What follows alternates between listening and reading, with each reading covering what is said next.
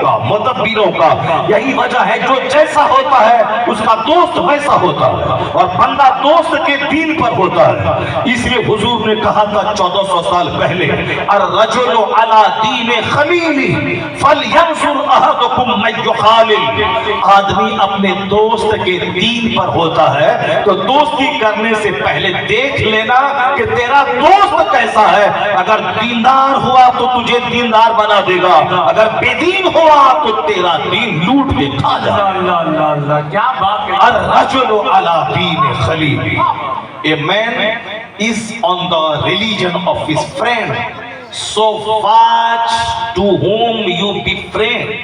آدمی اپنے دوست کے دین پر ہوتا ہے، واچ، دیکھ لو کہ تم کس سے دوستی کر رہے ہو۔ وہ چور ہے، چور بنا دے گا، بدعقیدہ ہے، بدعقیدہ بنا دے گا، وہ زناکار ہے، تجھے زانی بنا دے گا۔ اگر تیرا دوست اللہ سے ڈرنے والا نمازی ہے تو تجھے نمازی بنا دے گا، متقی بنا دے گا۔ الرجل علی دین خلیلہ فلینظر احدکم من یخالل۔ باتیں ہماری ہوتی رہیں گی، میں تمہید یہاں روک کر دوں، میں پہلے وہ چیپٹر میں کھولتا ہوں جو بات زبان پہ آ گئی ہے، یہ ورنہ یہ بھاگ جائے گی اور ہماری تقریر سن نہیں پائے گی، اور اس لیے چپ چاپ رہو اور تقریر میری غور سے سنو، اور جہاں تک میری آواز پہنچ رہی، میری ساری ماں، ساری بہن، ساری بیٹیاں غور سے اس چیپٹر کو سنیں۔ اکثر و بیشتر میں اس چیپٹر کو ریپیٹ کرتا ہوں، میں خطابت اس لیے نہیں کرتا ہوں کہ 100 تقریر 100 ٹاپک پہ ہو، نہیں، میں صرف ایک ٹاپک پہ تقریر کرنا چاہتا ہوں کہ ہر محفل میں اگر 5 بندہ جنتی بن جائے تو میرا پسینہ بہانے کی محنت وصول ہو جائے۔ ماشاءاللہ۔ اسی لیے میری تمنا اس پہ رہتی، میں نہیں سمجھتا کہ صاحب میری ہر تقریر میں بعض جملے، بعض حدیث کا ریپیٹیشن ہوتا ہے، اس سے کوئی بحث نہیں۔ بار بار بولنے سے آدمی کے دل میں اثر ہوتا ہے، بار بار بولنے سے۔ جب رسی کنواں پر بار بار آگے پیچھے جاتی ہے تو اس پتھر میں بھی نشان پڑ جاتا ہے۔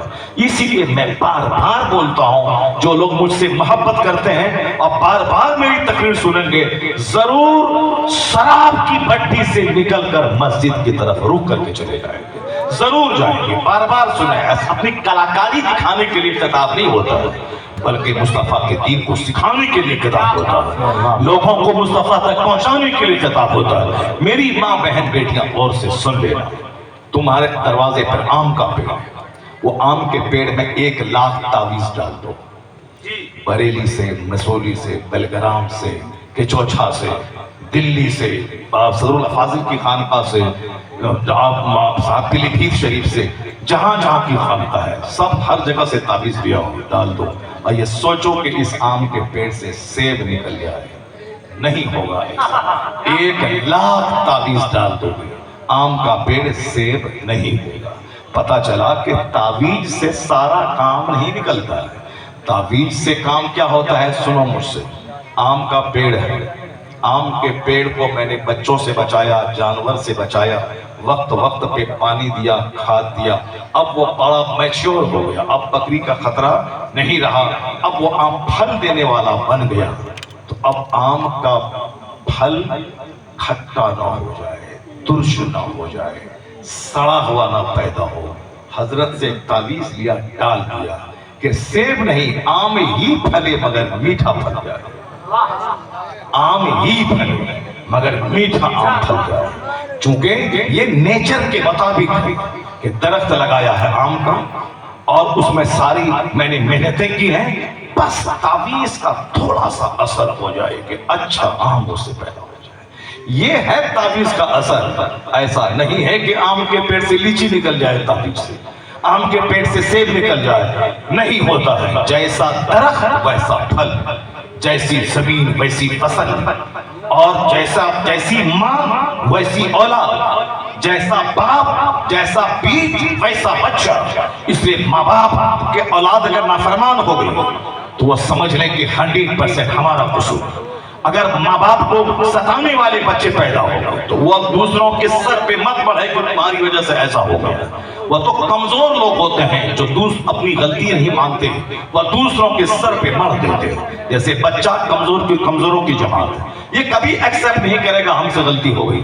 یہ ہمیشہ اپنے ساتھی کو بولے گا اس بچے نے ایسا کیا ہے, تم نے کہاں پتھر پھینکا, نہیں میں نے نہیں پھینکا, اس نے پھینکا. یہ بچوں کا نیچر ہے, چونکہ کمزور ہے. عورتوں کا بھی نیچر وہی ہے کہ وہ اگر بیمار پڑ جائے تو وہ بولتی ہے کہ شوہر تمہاری وجہ سے میں بیمار پڑی ہوں. اس کو نزلہ زکام بھی ہو جائے وہ ہم سے کہتی ہے تمہاری وجہ سے نزلہ ہوا, وہ تمہاری وجہ سے نزلہ ہوا. اس ہماری وہ سارا اپنا قصور مانتی ہی نہیں, وہ سارا قصور شوہر کا ہے. تم ایسا کھانا کیوں بنا, تمہاری وجہ سے ہوا. یہ ایسا کام کیوں خراب ہو گیا, تمہاری وجہ سے ہو گیا. اب یہ شوہر بیچارہ چوڑا سینہ لے کے رہتا ہے, چلو اس میں سب سما جائے, تمہاری ضد سما جائے, تمہاری تکرار سما جائے, سب سما جائے. اسی لیے اس میں سب سما جاتا ہے, سارا کام گھر کا بنا رہتا ہے. اور گھر سے باہر بات نہیں پھیلتی, ورنہ اگر گھر سے باہر بات جانے کو رہے, شوہر کا دل اگر بڑا نہ رہے تو روزانہ لڑائی جھگڑے کی آواز گھر سے باہر جائے گی, صاحب مار دھاڑ کی آواز گھر سے باہر نکلے گی. وہ تو شوہر کا دل اللہ نے اتنا بڑا بنایا ہے کہ جیسے کوئی گنگا ندی ہو, اس میں مراد آباد کا سارا کچرا سما جاتا ہے, اسی طرح اس میں سب سما جاتا ہے. اس کی ضد, اس کی تکرار, اس کی لڑائی, اس کا جھگڑا سب سما جاتا ہے اس میں. اتنا چوڑا ہے, ورنہ ڈیلی لڑائی ہو اور ڈیلی جھگڑا ہو اور سارے سماج کے لوگ دیوار میں کان لگا کے لڑائی کی آواز سنیں, نہیں ہوتا ہے ایسا. وہ ناقص العقل ہے, اس کے پاس عقل کم ہے, مگر اللہ نے مرد کو طاقتور بنایا ہے. اور حضور نے کہا ہے یہ ٹیڑھی پسلی سے پیدا ہوئی ہے, اس کو سیدھا کرنے کی کوشش مت کرنا. سیدھا کرنا چاہو گے تو ٹوٹ جائے گی, اور ٹوٹنا طلاق ہے, سماج برباد ہو جائے گا.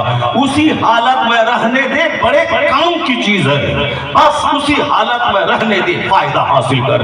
یہ تیرے گھر کی نگرانی کرتی ہے, تیرے بچوں کی پرورش کرتی ہے, تمہاری راحت کا سامان پہنچاتی ہے, تم کو گناہوں سے بچاتی ہے. تو رہے 5 سال پردیش میں, تیرے گھر کی سرکشا کرتی ہے. بہت کام کی چیز ہے, کام کی چیز ہے. اسی لیے اسی حالت میں رہنے دے, فائدہ حاصل کر, ورنہ سیدھا کرنا چاہے گا تو ٹوٹ جائے گی. ٹوٹنا طلاق ہے, سارا گھر بگڑ جائے گا. یہ مصطفیٰ کا قانون ہے کہ آج گھر آباد ہے, سوسائٹی آباد ہے, سماج آباد ہے, اس لیے کہ حضور نے جو کہا ہے اس پر عمل کرنے کی وجہ سے لڑائیاں کم ہو رہی ہیں, صبر کی وجہ سے گھر آباد ہو رہا ہے. جی آقا دو علیہ السلام کا فرمان ہے, سرکار نے ایک اچھی لائف گزارنے کا جو فارمولا دیا. اب ذرا غور سے سن لو, عورتوں کی تعلیم پہ اسلام نے کیوں زور دیا, ایک گھر کو سجانے سنوارنے میں عورتوں کا کیسا ہاتھ رہتا ہے. ایک بڑی حدیث میں پڑھتا ہوں, چونکہ یہ مہینہ آقا علیہ السلام کی سیرت کا بھی ہے. یہ مہینہ ماہ ربیع النور ختم ہو گیا, اب ربیع الآخر اب کل پرسوں سے شروع ہونے والا, مگر چونکہ ساری زندگی سرکار کی سیرت بیان کی جائے گی. ایسا نہیں کہ 12ویں کے مہینے میں ہی عید میلاد النبی, عید میلاد النبی ہمیشہ منایا جائے گا. کبھی سرکار کی تعلیمات سے ہم بے نیاز نہیں ہو سکتے. دنیا کا سارا کام ایک سسٹم سے ہوتا ہے, اور اسی سسٹم پر میں تھوڑی دیر بات کرتا ہوں. اس کے بعد اگر آپ کہیں گے تھوڑی دیر اور تقریر کیجئے, تقریر آپ نے شروع نہیں کی ہے تو پھر میں تقریر شروع کروں گا. لیکن اگر آپ بولے کہ نہیں آپ ختم کر دیے تو میں تقریر ختم کر دوں گا. مگر میرا ایک پیراگراف سن کے ضرور آپ جاؤ, میری ماں بہن بھی غور سے سن لیں. وہ تقریر کا ایک پیراگراف یہی ہے کہ دنیا کا سارا کام ایک سسٹم سے ہوتا ہے, سسٹم سے ہٹ کے نہیں ہوتا ہے. جذبات چلو مارو تو ہوگا دیکھا جائے گا, نہیں, حکمت سے, تدبیر سے سارا کام ہوتا ہے. اللہ نے آسمان بنایا بغیر کھمبے کے کھڑا, اللہ نے اس زمین کو سمندر پانی پہ بنایا, یہ زمین میں کو قرار ہو اس کے لیے اللہ نے پہاڑ کا کھوٹا بنایا تاکہ زمین ہلے گلے, ایک سسٹم ہے. اللہ نے سورج بنایا تاکہ ساری زمین روشن ہو. اللہ نے رات میں سورج کے چھپانے کے بعد چاند دیا ہے تاکہ لوگوں کا وحشت سے سینہ پھٹ نہ جائے. یہ سارا ایک سسٹم ہے.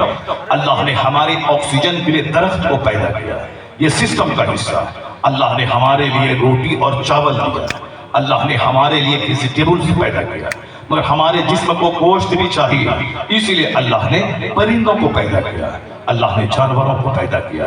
یہ مرغ ہمارے لیے, یہ پرندے ہمارے لیے, تاکہ سبزی ہی نہیں تمہیں گوشت بھی کھانا. اور گوشت ہی سے کام نہیں چلے گا، تمہیں مچھلی بھی کھانا ہے۔ اس لیے اللہ نے مچھلی جیسی زبردست مخلوق کو سمندر میں پیدا کیا تاکہ کبھی مچھلی کھاؤ، کبھی گوشت کھاؤ، کبھی سبزی کھاؤ، کبھی کدو کھاؤ۔ یہ اور بات ہے کہ سبزیوں میں آج سبزیاں بہت زیادہ فائدہ مند ہے، یہ اور بات ہے کہ گوشت میں بعض گوشت بہت فائدہ مند ہے، یہ اور بات ہے کہ مچھلیوں میں بعض مچھلیاں بہت فائدہ مند ہے۔ جیسے ایک مچھلی ہمارے علاقے میں اس کو کہا جاتا ہے نیروگ مچھلی، اس کو سینگی مچھلی بولتے ہیں، اب پتہ نہیں یہاں کیا بولا جاتا ہے۔ 700-800 روپے کیجی مچھلی ملتی ہے، لوگ اسے خرید کے کھاتے ہیں چونکہ وہ مچھلی میں بہت وٹامن ہے اور بیمار لوگ زود ہضم ہے وہ مچھلی۔ کدو سبزیوں میں سب سے سپیریئر سبزی ہے کدو۔